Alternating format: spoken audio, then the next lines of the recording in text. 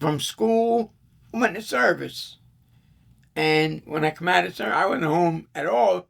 When I was in the service, whenever I come home, I was with Arlene. I joined the Army and I went away in September of 57. So I was only out of school about 3 months. In the late 50s, they had what they call a draft. When you became 18, you had to go down to the draft board and sign up. And you get a draft card. Well, that draft card was like a passport. If you never wanted to get caught not signing up at the draft board. Never. What happened is every man that was capable, that was physically fit, would get drafted when he was 21 to 22 years old. So they were drafting in 21, 22, and I didn't want to be drafted. I wanted to be out by then. So I went down and I joined.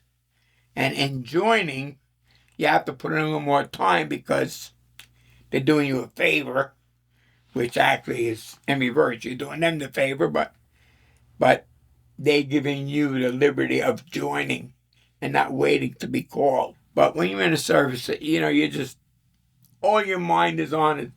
What you're doing there, what you're set to do. You got what they call an MOS, and that's what your job is. My job, I went into a 101st Signal Battalion in Yonkers, and I went to a signal corps, and we were dealing with radios, telephones, switchboards, teletypes, all kinds of new.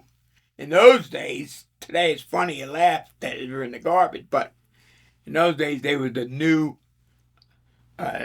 communication, and you get your orders every morning, and it would be, Louie, I needed a motor pool, I need a deuce and a half.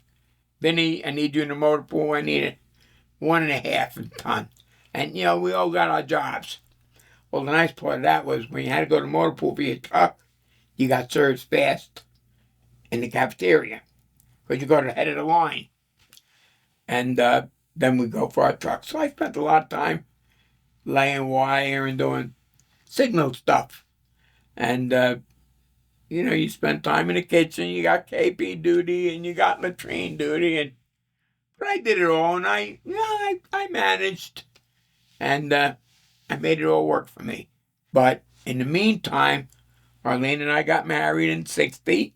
But he wanted to be 21 before I got married, so he wouldn't have to ask his parents to sign for him. And that's why we waited. So I made the date as soon as I could after he was 21. And Arlene and I had a beautiful wedding. Big wedding. Big wedding. And we had a beautiful wedding. And we had twins in August of 1961. I always wanted twins. I had 9 siblings, and none of them had twins. And I was the last one to get married. And I kept saying, I want twins so bad. I want to have twins.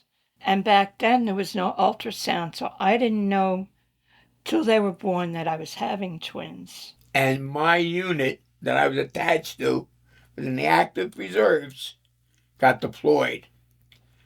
And I said, wait a minute. I said, I can't get deployed. I said, I did my time, done 3 years or 4 years already, and now you're going to deploy me. And they said, well, listen, you do what you want, but you got 90 days to get your stuff together because we can't handpick.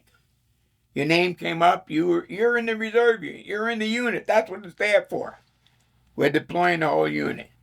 Well, they never called me, but they did reclassify me because I had 2 children.